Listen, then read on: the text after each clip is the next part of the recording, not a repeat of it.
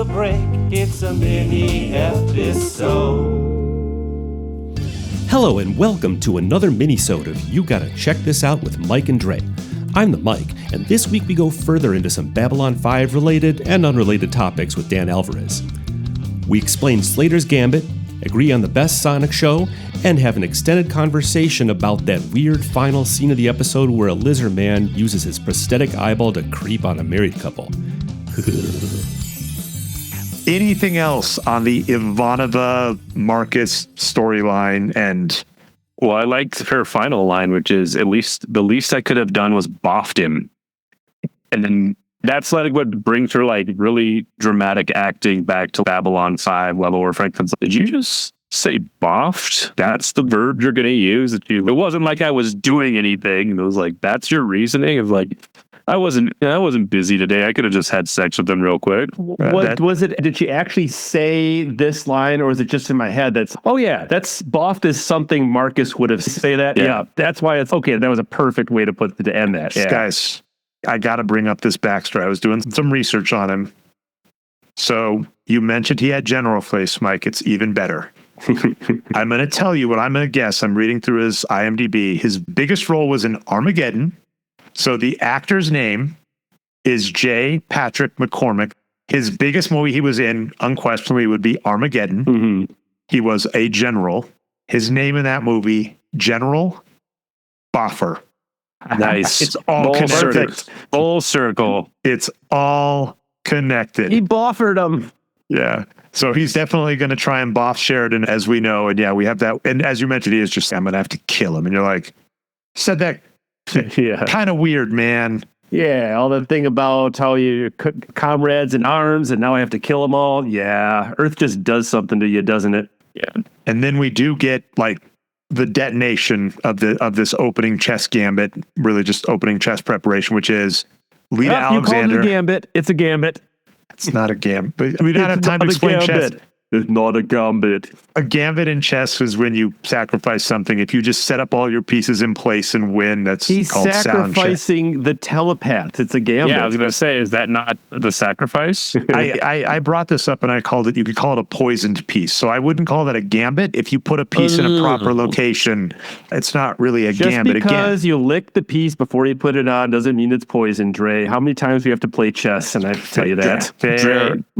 Dre doesn't see telepaths as real people, so that's why this isn't a sacrifice. This is just a poisoned piece. They were poisoned from the beginning. I'm just like Frank does that. She's like, they're not weapons. She's like, they are weapons. Damn, okay, man. Sounds like the old Sheridan Gambit where he licks the pieces and put them back on the board. Sheridan's Gambit. Gambit is where you sacrifice something, or the flip side where you take out half of the opposing fleet. Yes, I take your kings, put it back on the table. What you going to do now? You're not going to touch it. It's my Gambit. I'm never playing chess with you, Mike. I licked both your rook. What you gonna do? I licked them. Slater's Gambit. Ooh. Okay, see my brain back in the game.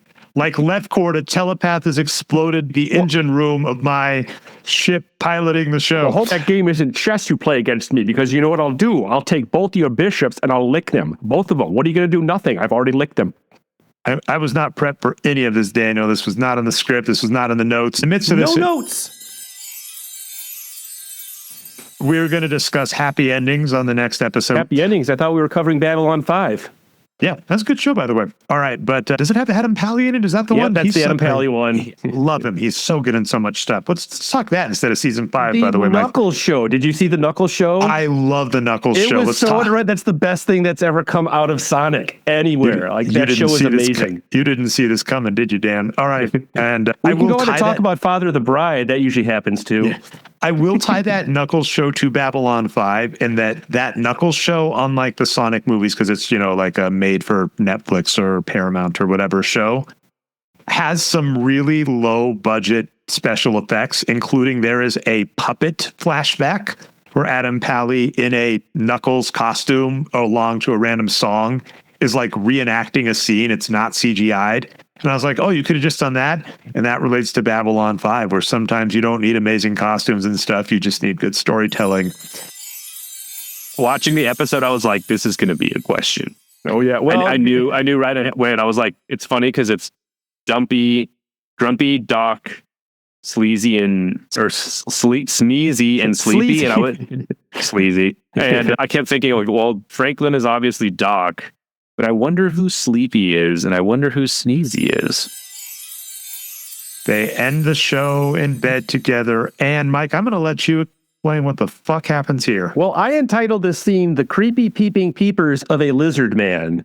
Because Jakar, if you remember, he had a prosthetic eye put in, and he cleverly leaves it in the bedroom with Sheridan and Delenn that night. It's a prosthetic wireless eye, right? So it's like an eye implant, but it can actually see, and it's wireless, and he can pull it out to charge it. So yeah. I don't know what they're playing the scene for, because it's him and Londo, like, having drinks or something and like ribbing each other, and they're like, yeah, I bet you would like to watch them now. I am really watching them now, and it just shows his eye watching Sheridan and Dylan having sex, and that's how they end the episode.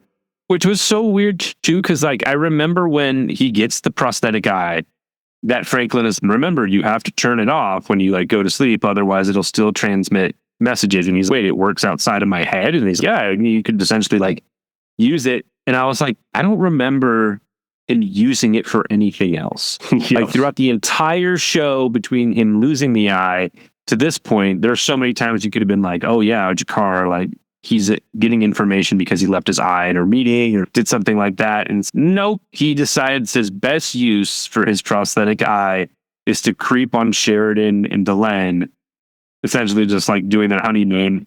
But also the fact that Londo is, wouldn't it be nice if we could watch them right now? Yep.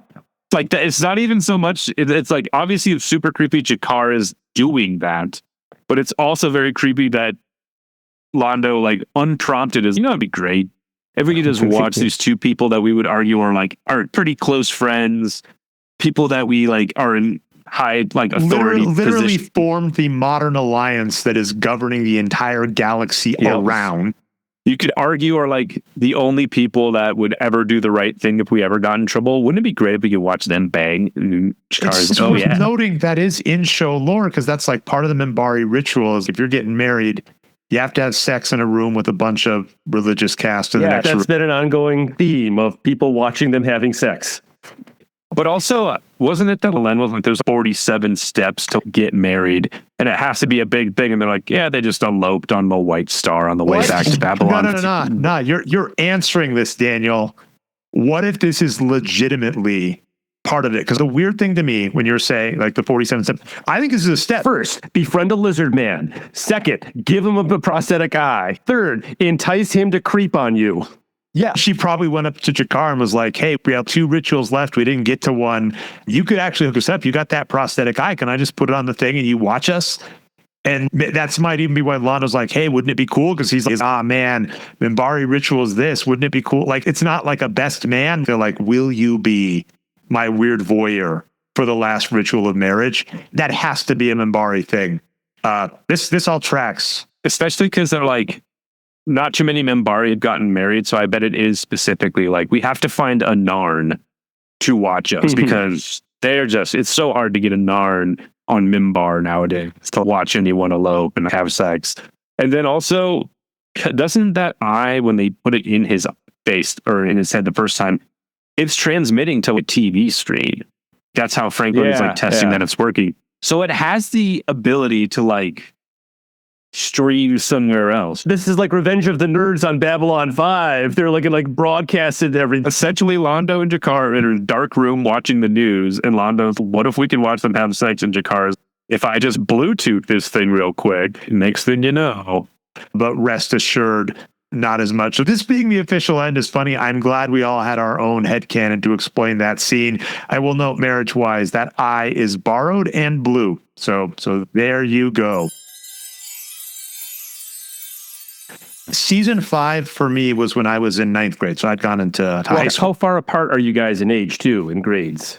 5 years. 1, 2, 3, 4, 5, just like the Babylons. Oh, 5 years 4 grades. So I went into high school when he went into college. Yeah, that's about 4 or 5 years is like a generation of like pop culture stuff that goes through. So you guys probably had a lot of stuff where there's things like Babylon 5 was a touchstone in between you in certain ways, but you guys probably had like your own things you were into especially by that time in later school.